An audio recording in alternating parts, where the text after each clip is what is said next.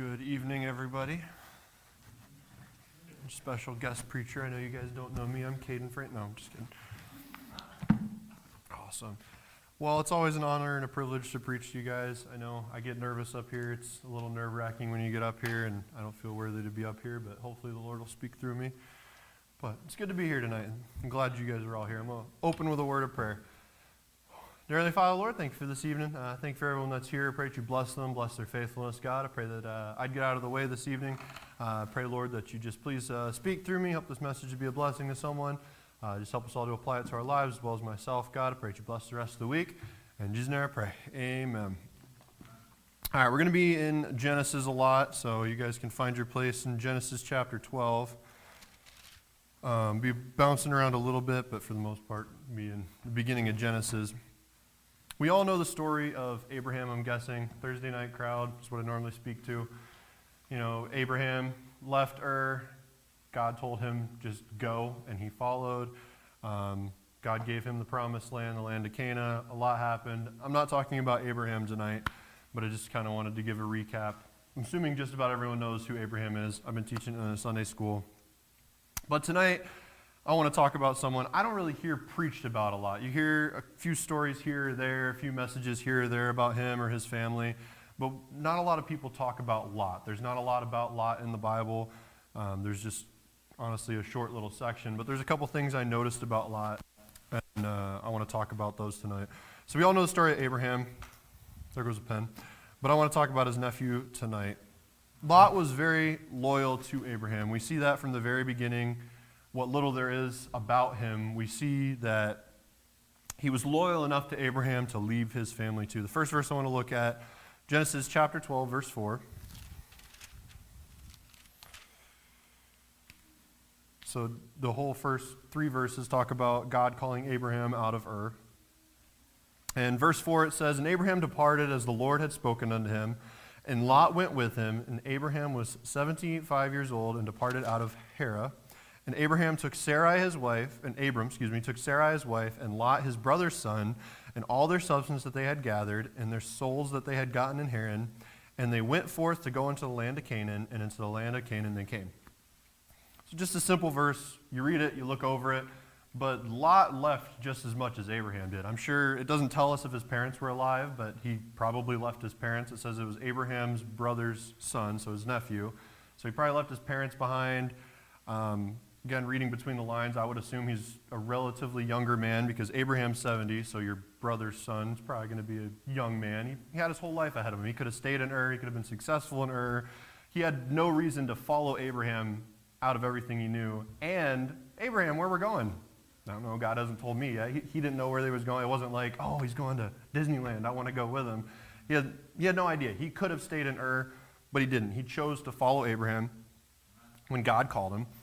We see he stuck by Abraham. He didn't just leave Abraham on his journey. In Genesis chapter 13, verse 1, for context, there's a famine.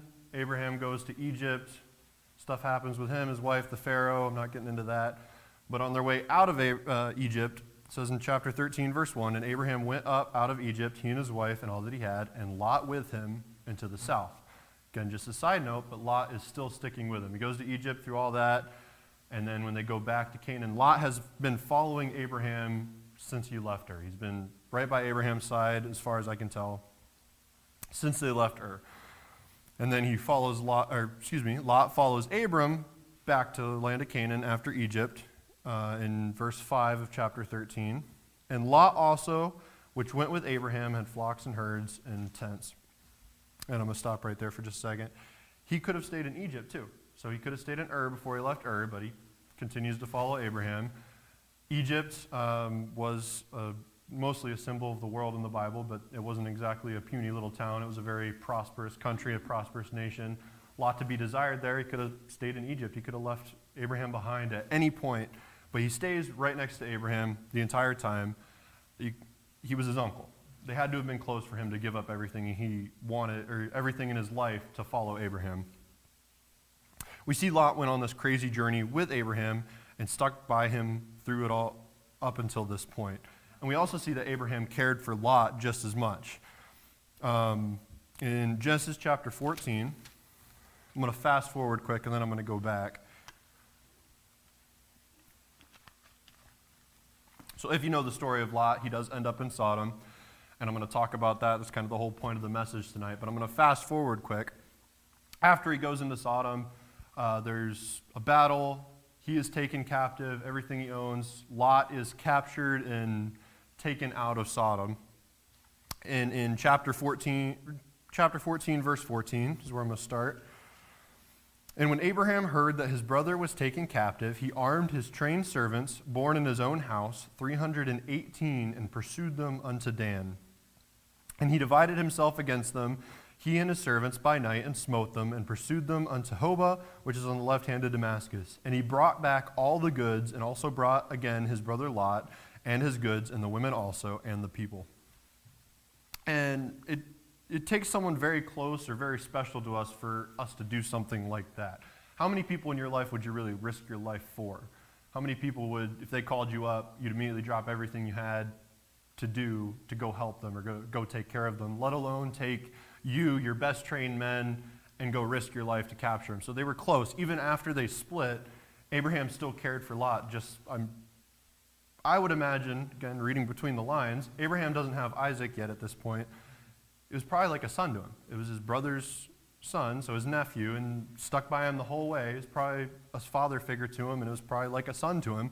And so he drops everything, takes all of his trained men, and goes to rescue Lot. So obviously Abraham cared for Lot just as much. And then we see he cared for Lot because Abraham gave Lot the first choice over the land. So in chapter 13, verse 6, and the land was not able to bear them, that they might dwell together, for their substance was great, so that they could not dwell together. And there was a strife between the herdsmen of Abram's cattle and the herdsmen of Lot's cattle, and the Canaanite and the Perizzite dwelt in the land.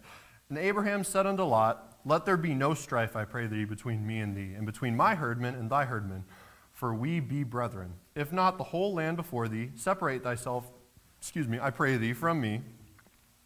If thou wilt take the left hand, I will go to the right. If thou wilt depart to the right hand, then I will go to the left. Traditionally speaking, Abraham was the older man here. He should have had the first choice over the land.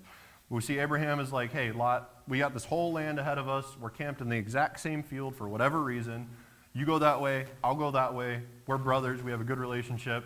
Let's keep it that way right now. Let's not let this strife sever our relationship. I don't know if you've ever had siblings that you've disconnected with over the years, or Brother McCurdy, when he was here, he talked a lot about, I hated my brothers growing up. Like, you don't want that to happen, especially when you already have a good relationship, and you see that strife coming, and you see that contention coming. It's like, let's go our separate ways before this gets worse, so we can remain close.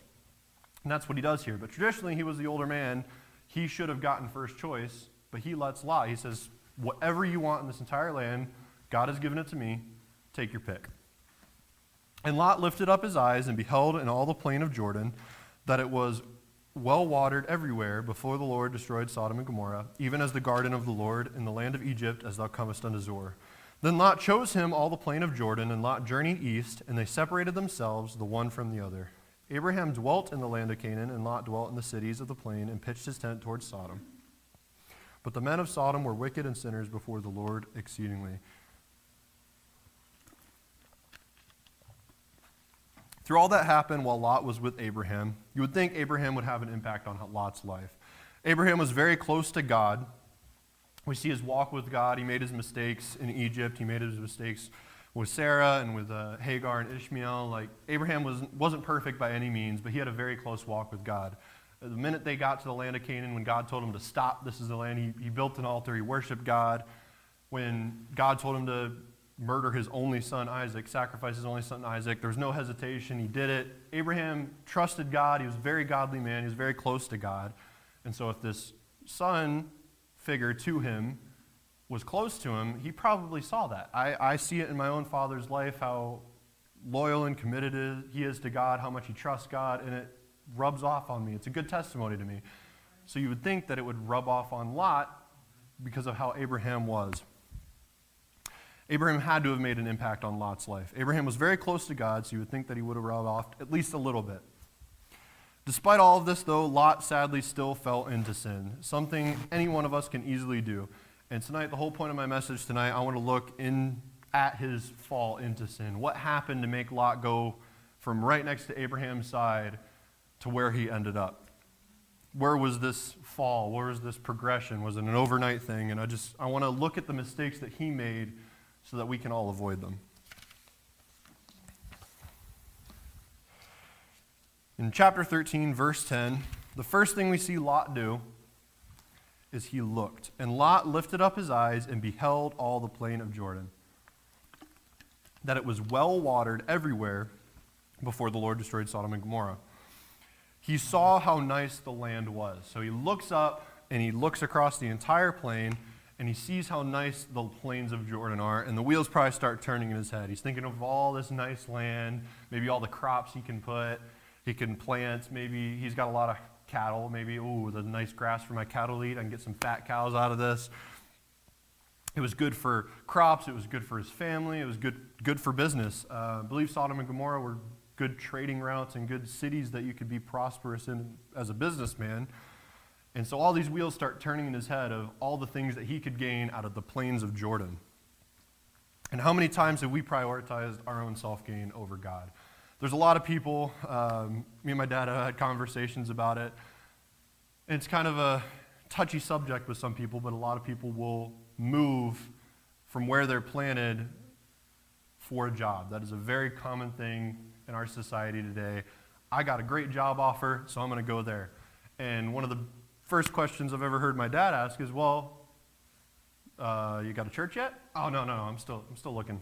I'm looking for one. I think there's one that might work out, And it's a very touchy subject with a lot of people, but a lot of people are like, oh, better job offer, boom, and they're gone. They don't care if there's a church in that town. They don't care if they end up out of church. They're not prioritizing their spiritual life at all for their self-gain, and we do that all the time.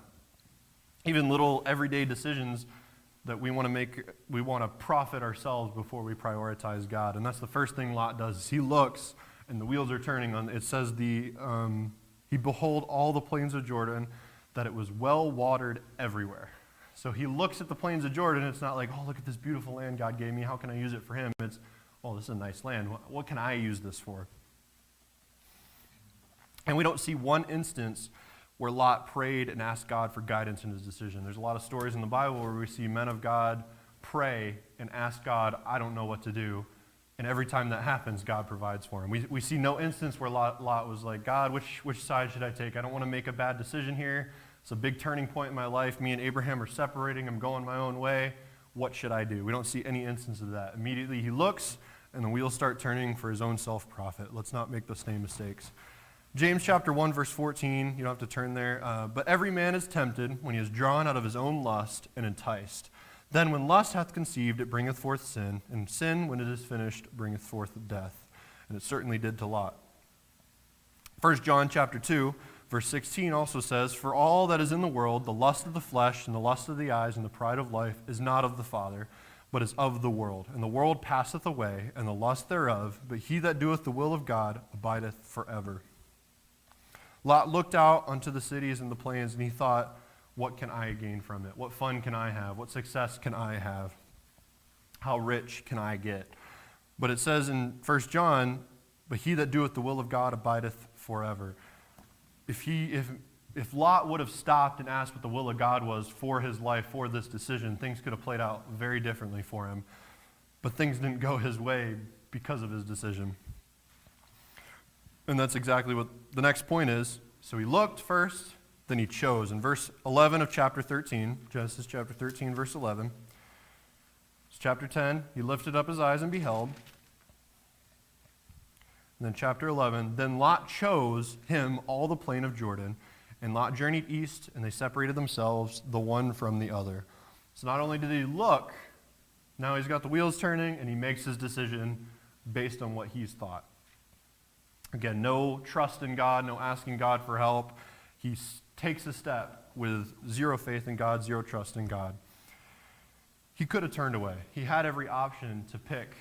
It says he goes east. He had every option to pick west. He could have gone to the plains, the mountains. Again, things could have happened very differently for him. But he looks on the cities, he looks at what he wants, and he decides to go. Because we're faced with sin every day in society. It's out there. You can't really avoid it unless you become a nun and hole up in your house for the rest of your life. But what you do after you see that is the biggest factor of how things are going to play out for you. You can see it, and you can let it boil for a little bit. You can dwell on it. You can let it take root in your heart. You can let it become action. It all starts with that first look. I mean, look at David and Bathsheba. He wasn't even supposed to be home, but he was. And he looked, and the wheels got turning. He saw what he wanted, and he made so many bad decisions that affected him and generations after him just from that look. He could have looked, and turned away. Same with Lot. He could have looked and be like, maybe this isn't a great idea, and could have turned away. And that's what we should do, is when we see sin, we recognize it as sin, look. You can't block your eyes, but look away. Don't stare. Don't dwell on it. Don't let it take root in your heart. So we see now that he acts on it. He chooses the plain of Jordan near Sodom. 1 Corinthians 10:31 says, whatever we do, we should do for the glory of God. And this decision was not for the glory of God. We already saw that he did it for self-profit. He chose, but he made the wrong choice.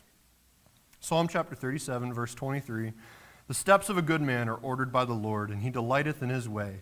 Though he fall, he shall not be utterly cast down, for the Lord upholdeth him with his hand.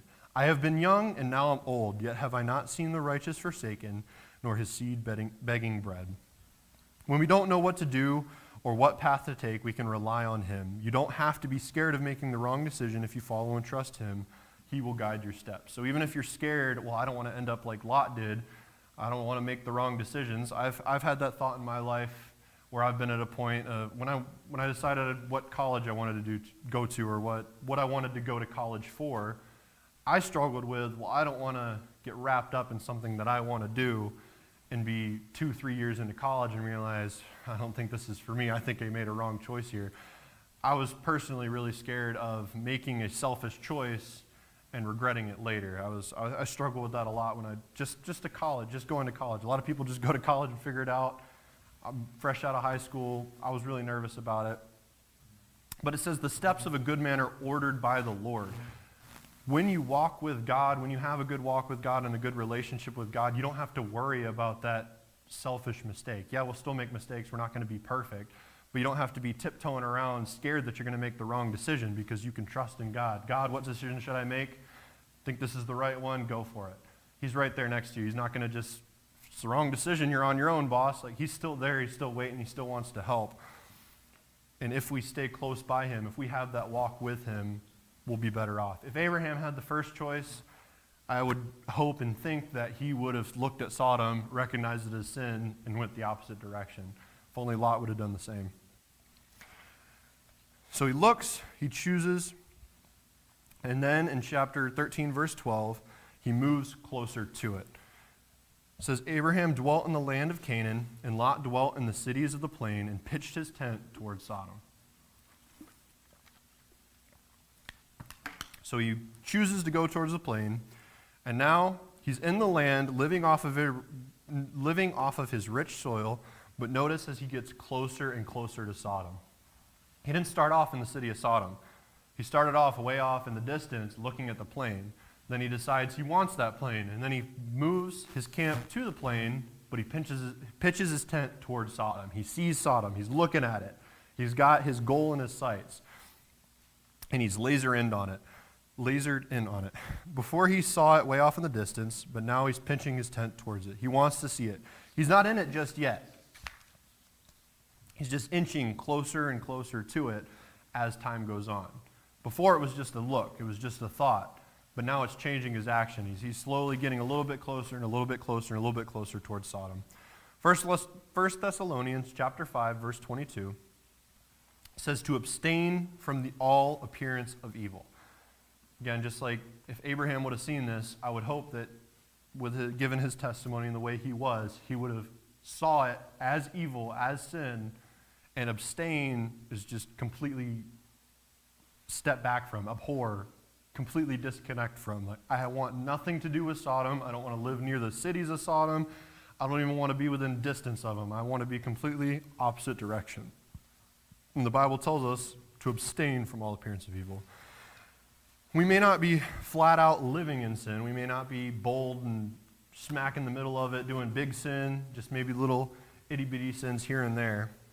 But we sure do like to dabble a little bit. We like to ride the fence. We like to dip our toes in every once in a while to check how cool the water is. We got to be aware of that. We got to be careful of that because some bad consequences can come your way. And the fourth point is he moved into the city and he ends up sitting in the gates. So he looks, he chooses, he moves closer, not quite in the city just yet, but then the next time we see him in chapter 19, he has a house in the city and he's sitting by the gate.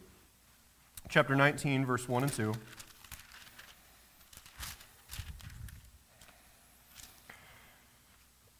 And again, I'm fast forwarding only to go back. I just want to point out the fact that he is living in Sodom full out. And there came two angels to Sodom at even, and Lot sat in the gate of Sodom. And Lot, seeing them, rose up to meet them, and he bowed himself with his face toward the ground. And he said, Behold now, my lords, turn, I pray you, unto your servant's house, and tarry all night, and wash your feet, and you shall rise up early and go on your way. So the next time we see him, after chapter 13, he is full on in Sodom. Before he was just camped outside of it. He has a house. He's sitting by the gate. I believe he actually ended up in a government position. He was in a higher position in the city. He wasn't just a citizen. He was very involved. He was known in the city. At this point, he is all in. He has completely planted his roots, his family, everything in the city of Sodom. And we're going to see the effects that it has on him and his family. First thing we see right here in verse 1 and verse 2, he doesn't even recognize the angels as angels at first. So just a quick recap. The angels visit Abraham at his camp. And remember, they sit down, they have a meal with him. They mention, hey, Sarah's going to have a kid. I don't know if you remember the story, but Sarah scoffs, and he calls him out, or calls Sarah out, like, hey, why do you laugh about having a kid? Then they start walking towards Sodom, and Abraham figures out what's going on. And I believe the Lord tells Abraham, hey, we're going to destroy Sodom and Gomorrah. We're going to go back to that. But at this point, the angels have gone into Sodom and Gomorrah, and Lot sees them, but he doesn't see them as angels. We see when Abraham saw them, he immediately recognizes something is off. I don't know if he recognized immediately that they were angels, but Abraham immediately is like, oh, we need to fix meals for them. We need to make sure they have a place to stay. Abraham immediately saw them and knew something was different about them. Something was pure and holy about them. Lot just thinks they're weary travelers from a journey. He says, hey, come to my house, relax, kick your feet up, take a bath. You can leave in the morning. We'll get you a nice meal. He doesn't even recognize them as angels from God. He's been so involved and so living in sin and surrounded by it that he doesn't even recognize holiness when he sees it. And we see that he hasn't been a witness for God either. Yeah, maybe some people use the excuse, well, I go here so I can be a good testimony to them, so I can witness to them. But all it does is affect the Christian that's there trying to be a good witness. When you plant yourself right in the middle of it, it's going to affect you. When you voluntarily plant yourself in the middle of it, it will affect you. And we see he told no one about God. And how we know that is Genesis chapter 18. The conversation that the angels have with Abraham about destroying Sodom and Gomorrah. And Abraham, in chapter 18, verse 23, and Abraham drew near and said, Wilt thou also destroy the righteous with the wicked? So they told Abraham, we're going to destroy Sodom and Gomorrah. And Abraham's like, whoa, there's got to be righteous people in Sodom, all right? My nephew moved there. There's got to be at least a couple righteous people. He said, Pre-adventure, there be 50 righteous people within the city. Wilt thou also destroy and not spare the place for 50 righteous? That be far from thee to do after this manner, to slay righteous with the wicked, and that the righteous should be as the wicked, that be far from thee. Shall not the judge of all the earth do right? Abraham's kind of like, you're the judge of the earth, right? If there's righteous, you're not going to destroy him with the wicked. Like, why would you pair those two together? And the Lord said, okay, if I find in Sodom 50 righteous people within the city, then I will spare all the place for their sake. He says, hey, if I find 50 righteous people in the entire city, I won't touch it. I won't destroy it. They're very wicked. They deserve to be destroyed, but I won't destroy it for 50 people. Abraham, he's probably got the wheels turning a little bit like, I think God agreed to that a little too quick. And Abraham answered and said, Behold now, I have taken upon me to speak unto the Lord, which am but dust and ashes, pre-adventure, that thou shalt lack 5 of the 50. Wilt thou destroy the city for lack of 5? And he said, if I find there 40 and 5, I will not destroy the city. So Abraham's like, well, he agreed a little quick. What about 45, God? If there's 45 people, will you not destroy? He says, sure, I will destroy it for 45. And he keeps going. And he spake unto him yet again, peradventure there shall be 40 found. And he said, I will not destroy it for 40's sake. Verse 30, and he said unto them, oh, let not the Lord be angry, and I will speak. Peradventure there shall be 30 found in there. And God said, I will not do it if I find 30 there. And he said, behold now, I have taken upon me to speak unto the Lord.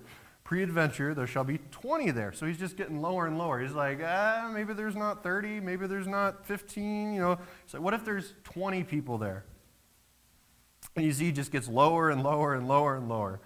And he says, and he said, oh, let not the Lord be angry, and I will speak yet but this once. Peradventure 10 shall be found there. And he said, I will not destroy it for 10's sake. And the Lord went his way as soon as he had left communing with Abraham, and Abraham returned unto his place. So he gets from 50 all the way down to 10. He's like, if there's 10 people, 10 righteous people, how many people are there tonight? Here tonight, there's over 10. Over 10 people. If there's this group of people in the entire city of Rochester that are righteous, it's kind of the comparison here. Just 10. That's all he needs for the entire city to be spared. But there wasn't even 10 righteous people in the entire city. Lot could have gone to the city. Lot could have tried to be a testimony and maybe tried to do a little business to try and provide for his family. If he had the right priorities, if he had his sights set on God and not the self-profit and the self-gain in the city, maybe Lot could have turned those cities. We see Jonah went to Nineveh, which was a wicked city that was supposed to be destroyed, and they changed their ways, and God spared them. Why couldn't the same happen to Sodom? But Lot didn't do his job. He forgot the true purpose that he had on this earth. Our true purpose on this earth is not to be successful, be rich as you can, have the white picket fence. Our purpose on this earth is to tell people about Jesus. Imagine if the only way for someone to make it to heaven was if you personally told them. Just put out of your mind for just a second that you have other Christians in this room. If you, as the only Christian in the entire world, whoever you told about Jesus, could go to heaven. Those are the only people that could go to heaven. How many people would be in heaven when you get up there? It's an interesting thought. How many people have I told that would make it to heaven? They don't even, just in this hypothetical situation, they don't even have to believe. I just have to tell them, and they can end up in heaven. How many people would really be up there? How many people wouldn't? How good are we at doing our job, our one purpose down? You go to your job, you get paid. Hopefully you work hard so you can get a paycheck so you can keep that job. So our one job on earth, why don't we do it? Why don't we do it well? It's a challenge in my own life. So we see that he didn't recognize the holiness of the angels. He didn't tell anyone in the city about God because there wasn't even 10 people. I believe Lot was the only person who was even relatively Christian in the entire city, and that's a pretty low bar at this point. And we see his family is completely gone. In chapter 19, verse 8,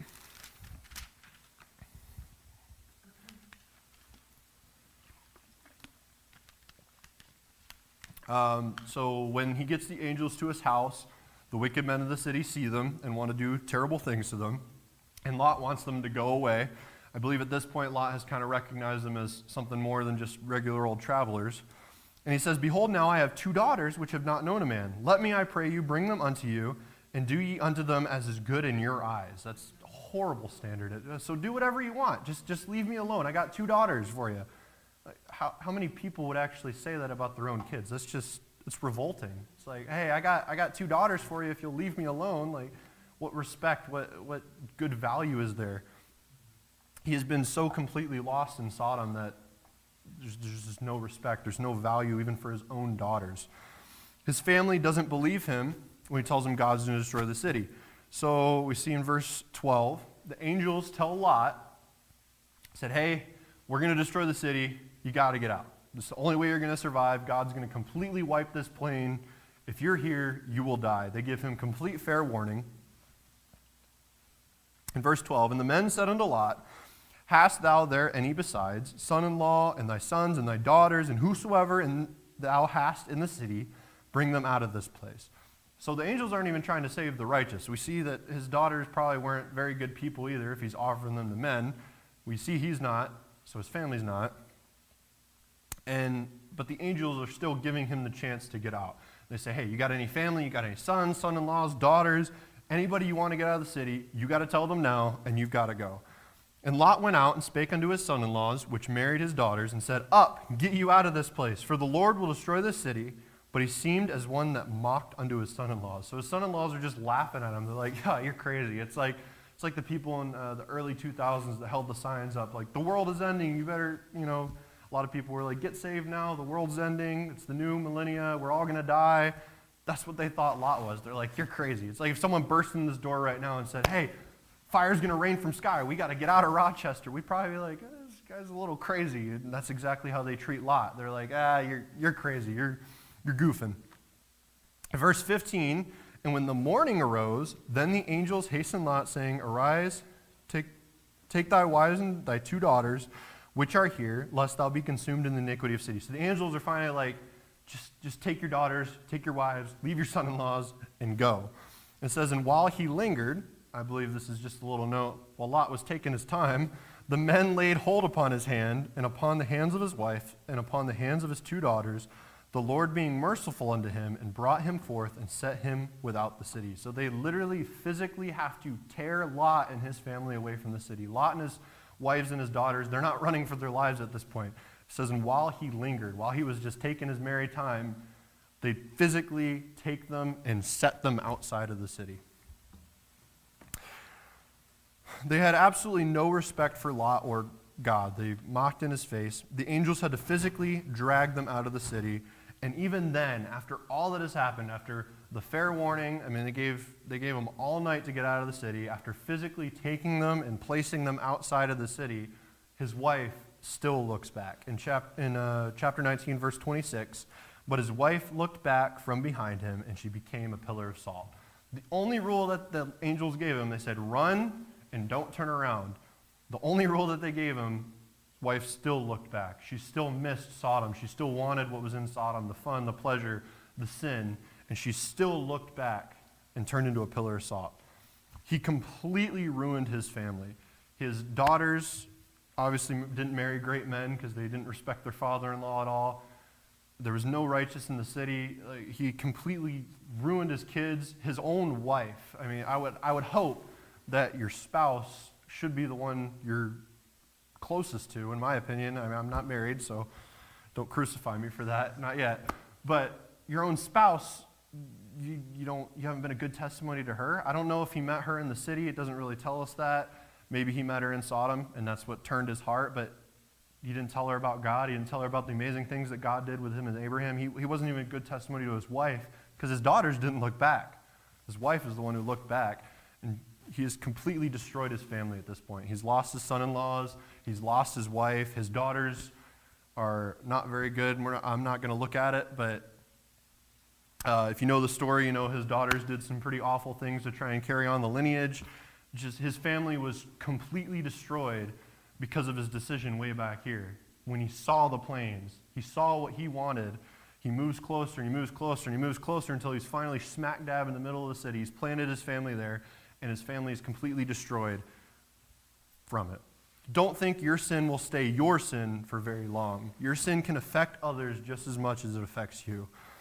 I'm sure when Lot looked on the plains of Jordan for the first time, he never would have thought this is where he'd end up. He'd end up losing his entire family, everything he had. It doesn't say that he escaped with any of his herdsmen, any of his cattle, all the stuff that he had previously. Him and his 2 daughters are the only things and people that make it out, and they're still messed up. He lost everything. But he looked, he chose, and he slowly sunk deeper and deeper until he was completely gone. And he didn't even believe that God would keep him safe. In verses 19 and 20, behold, now thy servant hath found grace in thy sight. This is Lot talking to the angels. And thou hast magnified thy mercy, which thou hast showed unto me, saving my life. And I cannot escape to the mountain, lest some evil take me and I die. Behold, now this city is near, flee unto thee. And it is a little one. Oh, let me escape thither. Is this not a little one? And my soul shall live. Even after all of this, and the angels say, run to the mountains. He's like, what if I get to the mountains and I'm not safe? What if some evil befall me? Everything that's happened up to this point should have been a slap in the face that God's trying to keep you safe. But he still didn't trust. He still didn't believe that God could keep him safe after everything that had happened, after they physically took them out of the city and said, run for your lives. We've given you all night. God did everything he could. He gave him every opportunity, and Lot still didn't trust him. He was completely gone. He completely forgot who God was, the God who had protected him and provided for him and Abraham so many times since they left Ur. The last verse I'm going to look at tonight in closing is 2 Peter chapter 2, verses 6 through 9.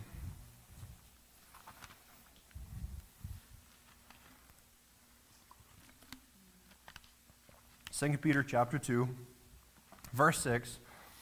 And it says, "And turning the cities of Sodom and Gomorrah into ashes, condemned them with an overthrow, making them an ensample unto them that after should live ungodly, and delivered just Lot, vexed with the filthy conversation of the wicked.